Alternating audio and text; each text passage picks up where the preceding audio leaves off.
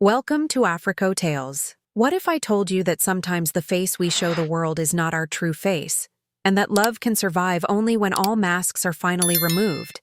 This is the story of Adunni, a young woman whose heart belonged to a mysterious lover who would only meet her when darkness fell and his face was hidden behind an ancient mask. What if I told you that sometimes the face we show the world is not our true face, and that love can survive only when all masks are finally removed? This is the story of Adunni, a young woman whose heart belonged to a mysterious lover who would only meet her when darkness fell and his face was hidden behind an ancient mask. In the heart of the ancient Yoruba kingdom, where the sacred groves of Osun met the rolling hills dotted with palm wine trees, lay the village of Il-I, a place where everyone knew everyone's business, except for one burning secret that had consumed the gossips for months. Adunni, the most beautiful maiden in 3 neighboring villages, had been seen walking alone into the forest every midnight for the past 6 moons, returning each dawn with a smile that could make the sun itself jealous, and eyes that sparkled with secrets she refused to share. At 23, she was past the age when most women had already borne their first children. Yet she had turned away every suitor who came with kola nuts and palm wine, claiming her heart belonged to another. Her grandmother, Mama Agba, the village's most respected keeper of traditions and mysteries, would watch her granddaughter with knowing eyes that had seen 8 decades of human folly and divine intervention. "Child," she would say, grinding fresh pepper with her ancient mortar and pestle, "love that hides in shadows often carries shadows within itself. The ancestors whisper that your midnight wanderings will bring either great joy or terrible sorrow. There is no middle path for hearts that dance with mystery." But Adunni would only laugh, her voice like silver bells in the morning breeze, and reply, "Grandmother, some loves are too sacred for daylight, too precious for the common eyes of those who have never known true passion." As the village women gathered water from the central well each morning, they would study Adunni's face for clues, noting how her skin seemed to glow with an inner radiance, how her steps were lighter than those of a woman carrying ordinary secrets, and how she hummed melodies none of them had ever heard before, songs that seemed to come from a place where earthly love met divine mystery. On the night of the new moon, when darkness cloaked the earth like a protective grandmother's wrapper, Adunni made her way through the familiar path that led deep into the sacred grove, where the ancient Iroko trees stood like silent sentinels guarding the secrets of ages. The air was thick with the scent of night-blooming jasmine and the mystical energy that pulsed through places where the veil between the physical and spiritual worlds grew thin. It was here, 6 months ago, that she had first encountered him, a figure so tall and graceful that he seemed to glide rather than walk, his movements possessing a fluid elegance that spoke of noble blood and careful training in the arts of warfare and dance. He wore traditional Agbada robes of the finest indigo cloth, embroidered with gold threads that caught and reflected moonlight like captured stars, and around his waist hung a belt studded with cowrie shells that whispered ancient blessings with his every step. But it was the mask that captured her attention and held it captive. A masterpiece of Yoruba artistry carved from what appeared to be ebony wood so dark it seemed to absorb light rather than reflect it. The mask bore the serene features of a king or deity, with high cheekbones, a noble brow, and lips curved in the faintest suggestion of a smile that promised both wisdom and mystery. Golden inlays traced intricate patterns across its surface, and small holes were carefully placed to allow him to see and breathe. Yet they were so skillfully crafted that they seemed like natural features of the carved face rather than practical necessities. "You have come again, beautiful one." His voice would flow through the carved lips like honey mixed with palm wine, deep and resonant with an accent that suggested royal courts and formal education. "I have counted every star in the sky while waiting for your footsteps on the forest path." Their conversations would range from poetry to philosophy, from the ancient stories of their people to dreams of futures they might build together. He spoke of distant kingdoms and wonders beyond her village's borders, of books filled with wisdom and palaces where music never ceased. Yet whenever she asked his name, his origin, or why he could only meet her in darkness behind his carved face, he would deflect her questions with such skill and charm that she found herself forgetting what she had wanted to know. lost instead in the beauty of his words and the gentle strength of his presence. As the weeks turned to months, Adunni's midnight rendezvous became the center around which her entire existence revolved. During the day, she moved through her village duties like a woman walking in her sleep, helping her mother prepare pounded yam and egusi soup for the family meals, weaving colorful patterns into kente cloth at the women's cooperative, participating in the evening dances that celebrated various festivals and ceremonies. But her heart and mind remained in that sacred grove, replaying every word her mysterious lover had spoken, treasuring every gentle touch of his hands upon hers, every whispered endearment that made her soul sing with joy. The other young women of the village watched her transformation with a mixture of envy and concern. Folik, her closest friend since childhood, would pull her aside after the evening meal and beg for details. "Sister, you are wasting away before our eyes, growing thin as a ghost, yet your eyes burn brighter than festival fires. This love you speak of in riddles, how can it be healthy if it leaves you looking like a woman possessed by spirits?" But Adunni would only smile that mysterious smile and reply, "True love transforms us, Folake. I am not wasting away. I am becoming who I was always meant to be. When you find the other half of your soul, you will understand that everything before that moment was merely preparation." The village elders began to take notice as well. During the weekly council meetings held beneath the ancient Iroko tree in the village center, they would discuss with growing concern the strange behavior of Agba's granddaughter. Some whispered that she had been chosen by the Orisha for a special destiny, and should be left alone to fulfill whatever divine purpose was unfolding. Others worried that she had fallen under the influence of forest spirits, or been bewitched by practitioners of dark magic who sought to use her beauty and family lineage for their own mysterious purposes. Chief Adebayo, whose own son had been among her rejected suitors, spoke with the authority of one who had seen many seasons pass. "A woman who loves only in darkness and shadow brings darkness and shadow to her entire community. Mark my words, this secret romance will end in tears for us all." The annual Festival of Masks arrived with all the pageantry and spiritual significance that had marked this celebration for countless generations. For 7 days and nights, the village would be transformed into a living theater where the boundary between the human and divine worlds dissolved, and ancestors walked among their descendants through the sacred art of mask-wearing and ritual dance. Elaborate masks representing various Orisha, ancestral spirits, and mythological beings would emerge from the shrine houses where they spent most of the year in sacred storage, brought forth only for this most holy of occasions when the community renewed its connection to the spiritual forces that governed their lives. Adunni participated in the festival preparations with more enthusiasm than she had shown for any community activity in months, helping the women prepare the feast foods, weaving fresh palm fronds into decorative arrangements, and even volunteering to assist the elderly mask keepers in the delicate process of ritually cleansing and blessing the sacred carved faces before they were worn by the chosen dancers and spiritual leaders.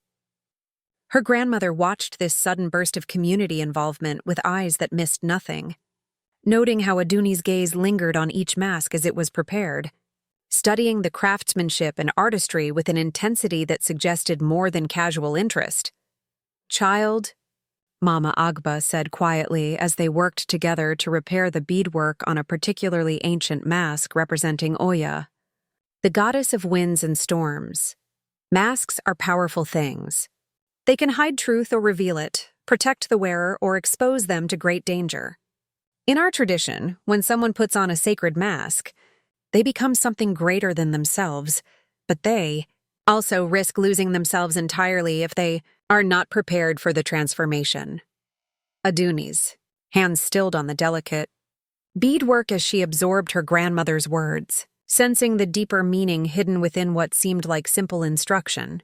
"Grandmother, what if someone wore a mask not to become something greater, but to hide from what they truly are? What if the mask became a prison rather than a pathway to the divine?"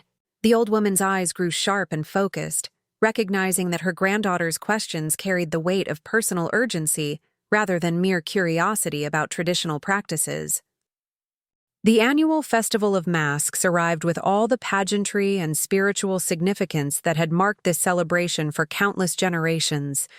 For 7 days and nights, the village would be transformed into a living theater where the boundary between the human and divine worlds dissolved, and ancestors walked among their descendants through the sacred art of mask-wearing and ritual dance. Elaborate masks representing various orisha, ancestral spirits, and mythological beings would emerge from the shrine houses where they spent most of the year in sacred storage, brought forth only for this most holy of occasions when the community renewed its connection to the spiritual forces that governed their lives. Adunni participated in the festival preparations with more enthusiasm than she had shown for any community activity in months, helping the women prepare the feast foods, weaving fresh palm fronds into decorative arrangements, and even volunteering to assist the elderly mask keepers in the delicate process of ritually cleansing and blessing the sacred carved faces before they were worn by the chosen dancers and spiritual leaders. Her grandmother watched this sudden burst of community involvement with eyes that missed nothing, noting how Adunni's gaze lingered on each mask as it was prepared, studying the craftsmanship and artistry with an intensity that suggested more than casual interest. "Child," Mama Agba said quietly as they worked together to repair the beadwork on a particularly ancient mask representing Oya, the goddess of winds and storms. "Masks are powerful things. They can hide truth or reveal it, protect the wearer or expose them to great danger. In our tradition, when someone puts on a sacred mask, they become something greater than themselves, but they also risk losing themselves entirely if they are not prepared for the transformation." Adunni's hands stilled on the delicate beadwork as she absorbed her grandmother's words, sensing the deeper meaning hidden within what seemed like simple instruction. "Grandmother, what if someone wore a mask not to become something greater, but to hide from what they truly are? What if the mask became a prison rather than a pathway to the divine?"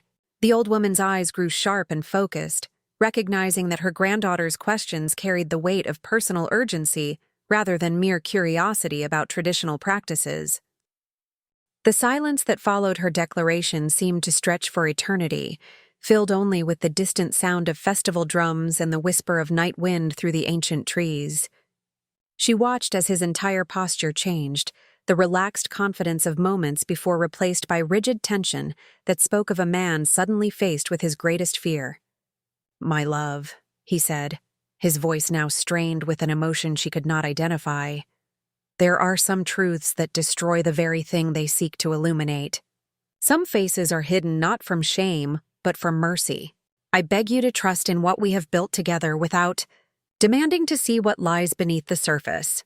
But 6 months of midnight meetings had created an addiction to his presence that could no longer be satisfied by partial truths and beautiful mysteries. With hands that shook like leaves in a storm, Adunni struck flint to kindle her hidden lamp, its small flame creating a circle of golden light in the darkness. "Please," she whispered, "let me see the face of the man I love, or tell me I can never see you again." For a long moment he stood motionless, and she thought he might disappear into the forest depths as mysteriously as he had first appeared in her life. Then, with movements that spoke of profound resignation and heartbreak, he raised his hands to the ties that secured the mask to his face. What the lamplight revealed when the ebony carving fell away from his features was not the handsome face she had imagined in 1,000 daydreams, but something that made her gasp and take an involuntary step backward, her hand flying to her mouth to stifle a cry of shock. The right side of his face was indeed as beautiful as she had dreamed. High cheekbones, noble brow, expressive dark eyes that held the intelligence and kindness she had come to know through months of conversation. But the left side was a horror of melted flesh and twisted scars, the legacy of some terrible fire that had consumed not just his skin, but the underlying muscle and bone, leaving him permanently disfigured in a way that turned her stomach and filled her eyes with involuntary tears. "Now you know," he said, his voice filled with a pain deeper than physical agony. "Why I could only love you in darkness, behind a face that could never betray the monster that fire made of me." "I was not always this creature of shadows and hidden faces," he began, settling onto a fallen log as if the weight of his story required physical support, while Adunni struggled to process the shock of what she had seen and reconcile it with the gentle man she thought she knew. My name is Babatunde, son of Chief Ogundimu of the Kingdom of Ife, born to wealth and position that should have guaranteed a life of honor and ease. I was trained in the arts of war and leadership, educated by the finest scholars our kingdom could provide, and groomed from childhood to take my place among the nobility who serve our Oba and guide our people. But pride, my beloved, pride was my downfall. In my 25th year, I fell in love with Adunka, the daughter of our high priest, a woman whose beauty was legendary throughout the land. Our families approved the match. The bride price was paid with great ceremony, and our wedding celebration lasted for 7 days and nights, with gifts pouring in from neighboring kingdoms who sought to honor the union of two great houses. For 3 years, we lived in happiness that seemed blessed by all the Orisha, with Adunka bearing me 2 strong sons who brought joy to my heart and pride to our family lineage. Then came the year of the great drought, when the rains failed and crops withered in fields that had never known such barrenness. The people suffered greatly, and many began to whisper that the gods were angry, that someone among us had committed an offense that brought divine punishment upon the entire kingdom. In my arrogance, I publicly declared that if the gods were truly angry, they should punish the guilty individual rather than innocent children and elders who had done no wrong. I demanded that they show their power directly rather than hide behind drought and famine like cowards afraid to face a real enemy. The words had barely left his lips when lightning split the clear night sky, and thunder rolled across the village like the voice of Shango himself, expressing divine displeasure. Adunni found herself leaning forward despite her shock, drawn into the tragedy that was unfolding through his confession, beginning to understand the weight of sorrow that had shaped the man she thought she loved. The response to my blasphemy came swiftly and without mercy, Babatunde continued, his scarred face reflecting the lamplight in ways that made his disfigurement seem even more pronounced and tragic. That very night, as my family slept peacefully in our compound, confident in the protection that wealth and position had always provided, lightning struck our home not once, but 3 times. The thatched roof burst into flames that spread with supernatural speed, consuming everything in their path with a hunger that seemed alive and purposeful. I managed to escape through a window, my nightclothes aflame, rolling on the ground to extinguish the fire that clung to my flesh like a living thing determined to mark me forever. But when I tried to return for my family, the flames drove me back again and again, searing the left side of my face and body until I collapsed from pain and smoke inhalation. By the time other villagers arrived with water and wet blankets, the fire had claimed everything: my beautiful Adunka, my 2 young sons, my parents who had been visiting for the harvest festival, and even the servants who had been like family to me since childhood. I lay near death for months, tended by healers who whispered among themselves that it would be a mercy if I did not survive. For what manner of life awaited a man so obviously marked by divine displeasure? But survive I did, though I sometimes wonder if that too was part of my punishment. To live with the knowledge that my pride and blasphemy had cost the lives of everyone I held dear, and to carry the physical proof of my sins written permanently in burned flesh and twisted scars. As he spoke, Adunni began to understand the full tragedy of the man before her.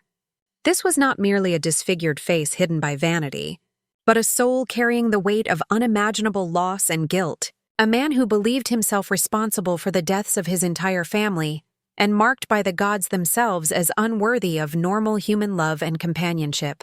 The shock of his appearance was gradually being replaced by something deeper and more complex, a recognition of the profound suffering that had shaped every word he had ever spoken to her, every gentle touch, every careful conversation that had avoided the painful truths of his past. "Now you understand why I could only meet you in darkness," Babatunde said, his voice growing quieter as he reached the heart of his confession. "What woman could look upon this face and not be reminded daily of divine judgment and the price of arrogance?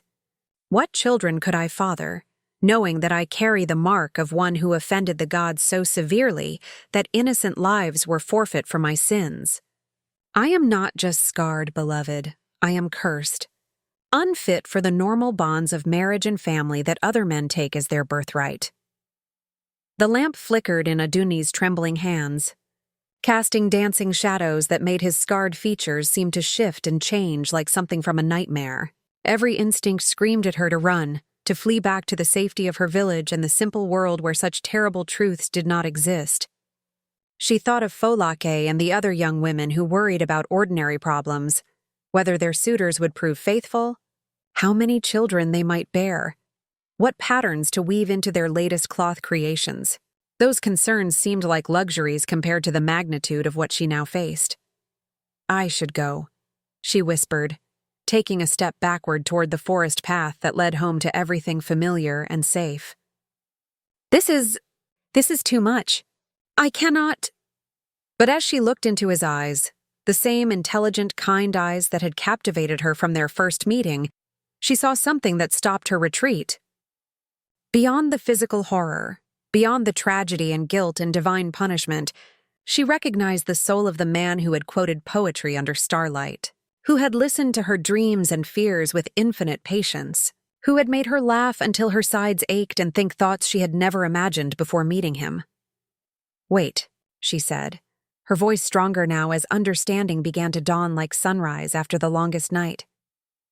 You speak of divine punishment and carrying the mark of sin, but what I see before me is a man who has survived unimaginable loss and still found the capacity to love again.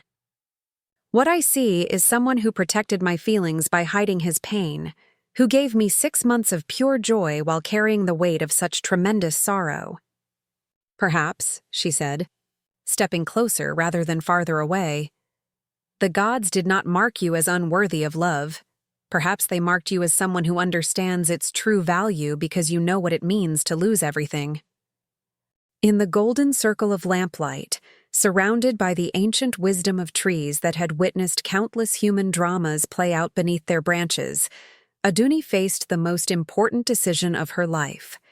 Every rational thought told her to retreat to the safety of conventional expectations, to marry one of the solid, dependable young men who had courted her with proper ceremony, to raise children in the security of her village, to live a life free from the complications of divine displeasure and supernatural tragedy. But her heart, that wild and unreasonable organ that had drawn her into midnight forests to begin with, whispered a different counsel. Babatunda, she said, speaking his name aloud for the first time and finding that it felt right on her tongue despite everything that had changed. In these months of knowing you, have I not learned that true beauty lies not in perfect features, but in the capacity for kindness? Have you not shown me through your words and actions that nobility comes not from birth or wealth, but from how we treat others, especially when we ourselves are suffering?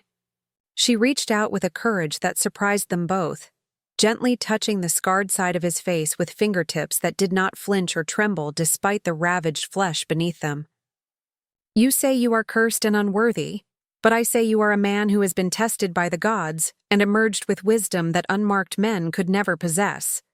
You have loved me with a purity born of understanding how precious and fragile love truly is. How could I turn away from such a gift simply because it comes wrapped in scars, rather than conventional beauty? The transformation in his expression was immediate and overwhelming, years of self-hatred and isolation cracking like drought-hardened earth receiving its first rain, hope struggling to emerge from the darkness where it had been buried under guilt and shame. You would truly accept me as I am? He asked, his voice breaking with an emotion too powerful for words. You would walk beside a man marked by divine displeasure, risk sharing whatever fate the gods have planned for one who dared to challenge their will? In answer, she leaned forward and pressed her lips gently to his scarred cheek. Tasting salt tears, she had not realized he was crying, sealing her choice with a tenderness that transcended physical appearance and spoke to the eternal connection between souls who had found their match in an imperfect world. When dawn broke over Ilai and Adunni walked back into the village hand in hand with her mysterious lover, his face now uncovered and visible to all, the reaction was swift and dramatic. Children scattered like startled birds, women gasped and made protective gestures, and men reached instinctively for the machetes they used for farm work, unsure whether this disfigured stranger represented some new threat to their community.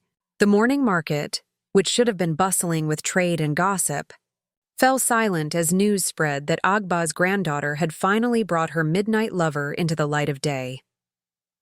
Chief Adebayo, still smarting from his son's rejection months earlier, was among the first to voice what many were thinking. This is what comes of secret romances and midnight wanderings. The girl has brought a cursed man into our midst, someone obviously marked by the gods for terrible sins. We cannot allow such pollution to remain in our sacred village. It will bring disaster upon all our families. Other voices quickly joined his, fear and superstition overwhelming any impulse toward compassion or understanding. The crowd that gathered around the couple grew larger and more hostile with each passing moment, feeding on shared panic about divine contagion and supernatural punishment. But Mama Agba, who had been watching these events unfold with the patient wisdom of her 80 years, stepped forward and raised her walking stick for silence. "Fools and children," she declared in the voice that had commanded respect for decades. "You see scars and assume sin. You witness suffering and declare guilt. But where is your wisdom? Where is your understanding of the ways that test us all?" She studied Babatunde's face with eyes that had learned to read the truth written in human features, noting not just the physical damage, but the character that had survived such terrible trials. This man carries the marks of one who has walked through fire and emerged with his soul intact. Perhaps instead of judgment, we should offer gratitude that such strength and such love have found their way to our community. That evening, as the village continued to buzz with controversy and debate about the morning's revelations, Mama Agba sat with Adunni and Babatunde in her compound, sharing palm wine and listening to the full story of their unusual courtship. The ancient woman's weathered hands moved constantly as she spoke, gesturing to emphasize points or reaching out to touch her granddaughter's face with the tenderness of one who had watched her grow from infant to woman. "Child," she said to Adunni, "love that begins in mystery must eventually step into the light, but few have the courage to make that journey when the truth proves difficult to accept. You have shown wisdom beyond your years in choosing substance over appearance, heart over convention. But know that the path ahead will not be easy. This village, like all villages, fears what it does not understand, and your love will be tested by more than physical scars." Turning to Babatunde, she studied him with the penetrating gaze of one who had learned to see beyond surface appearances to the soul beneath. "Son of another kingdom, bearer of great sorrows, you have been given a gift more precious than gold, a woman who sees your true worth despite the marks you carry. But you must release yourself from the prison of guilt you have built around your heart. The gods test us all in different ways, and surviving their trials with compassion intact is the mark of true nobility, not evidence of unworthiness." The old woman rose and moved to a carved wooden chest that had belonged to her own grandmother, removing a small object wrapped in ancient cloth. "This," she said, revealing a beautifully crafted mask made of polished wood and adorned with cowrie shells, "belonged to my grandfather, a man who also knew great loss and learned to find joy again despite suffering. He wore it during ceremonies to honor ancestors who had faced similar trials. I give it to you not to hide your face, but to remind you that every scar tells a story of survival, and every mark of suffering can become a source of wisdom for others who walk dark paths." 3 months later, after the initial shock had subsided and the village had time to observe that no supernatural disasters had befallen them despite Babatunde's presence, Mama Agba announced that she would host the wedding ceremony for her granddaughter and the man who had won her heart through love rather than convention. The celebration would be different from traditional ceremonies, simpler in some ways, more profound in others, designed to honor the unusual journey that had brought these two souls together, rather than conforming to expectations that had never fit their unique situation. The ceremony took place in the same sacred grove, where Adunni and Babatunde had first met, with Mama Agba serving as both priest and family elder, blessing their union with words that acknowledged both the beauty and the pain that had shaped their love. "You come together not as unblemished youth," she declared as she tied their wrists with consecrated rope, "but as souls who have learned that true love sees beyond the surface to the eternal essence that neither fire nor time can destroy. Your marriage will be a testament to all who witness it, that perfection lies not in flawless appearance, but in the courage to choose love despite fear, acceptance despite difference, and hope despite suffering. Not everyone in the village attended the ceremony. Some still harbored fears about divine displeasure and supernatural consequences, but those who came found themselves unexpectedly moved by the depth of emotion and authenticity they witnessed. When Adunni and Babatunde spoke their vows, holding nothing back about the challenges they had faced and the journey that lay ahead, there was not a dry eye among the witnesses. Even some of those who had initially opposed their union found their hearts softened by the obvious strength of the bond between bride and groom and the wisdom that seemed to flow from their acceptance of each other's complete truth, as palm wine was passed among the guests and traditional blessings were offered for the couple's future happiness and prosperity. The mask that Mama Agba had given to Babatunde hung from a pole at the center of the ceremony, not covering anyone's face, but serving as a reminder that the most beautiful truth often lies hidden beneath what others fear to see, waiting for someone brave enough to look beyond the surface to the treasure that lies within. Years passed, and the story of Adunni and Babatunde became part of the village's oral tradition, told around evening fires as an example of how love can triumph over appearance, fear, and social convention when guided by wisdom and courage. Their marriage proved not only successful but inspirational, as they used their unique experiences to counsel other couples facing difficult challenges and to offer comfort to those dealing with loss, disfigurement, or social rejection.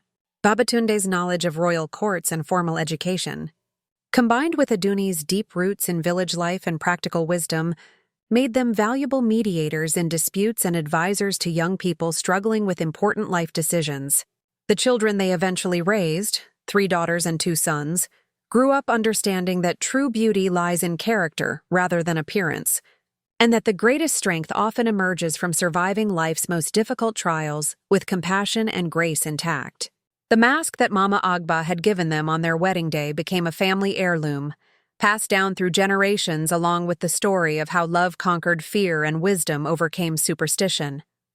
During village ceremonies and festivals, it served as a reminder that everyone wears masks of one kind or another, hiding pain, fears, dreams, or aspects of themselves they believe others might reject.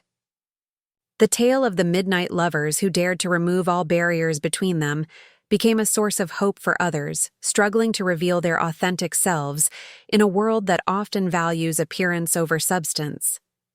And sometimes, on nights when the moon shone full and bright over the sacred grove where their love had first bloomed, Adunni and Babatunde would return to that special place, no longer hiding in shadows but walking hand in hand in the silver light, their faces uncovered and their hearts open to whatever blessings or challenges the future might bring. The mask that had once hidden truth now rested in their home as a symbol of transformation, proof that the most beautiful love stories often begin with the courage to see beyond what frightens us to embrace what truly matters, the eternal connection between souls brave enough to love without conditions, accepting both beauty and scars as part of the complete truth that makes each person uniquely precious. If you enjoyed the story, then like, subscribe, and share this story with your loved ones. Also, tell us in the comments where you are watching from.